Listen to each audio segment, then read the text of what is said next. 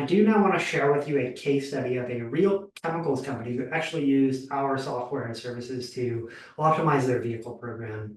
And they ended up saving $800,000 in 1 year after making the switch to our programs and software. And I only show you this to show you how powerful it can be to look closely at your field enablement programs and look for efficiencies and optimizations. You never know where $750,000 will be hiding.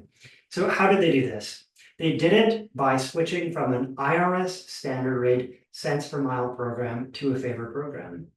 So Lee went into these programs in some level of detail, but they were paying something like 67 cents per mile to every driver for every mile they drove. It would have actually been a different number because this was a few years ago.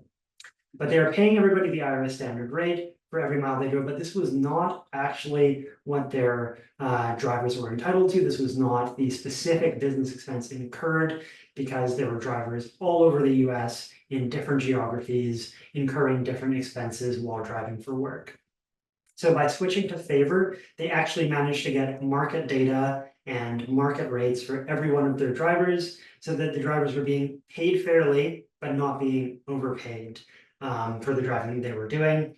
And that brought down the costs of the program significantly. But there was actually a second way in which they managed to optimize costs, and that was by tailoring vehicle profiles to the job requirements and the driving habits and needs of their employee population. So Lee also mentioned this while describing FAVR. A vehicle profile is the digital representation of the car within your program on which reimbursements are based. So FAVR reimbursements are not based on the actual literal car that your employee drives, but rather on their vehicle profile. And large companies often have employees who require different vehicle types for work. So some people might require a Toyota Corolla to pay sales calls within an urban center, while others might require a Ford F-150 to service tech or whatever else machinery in the field.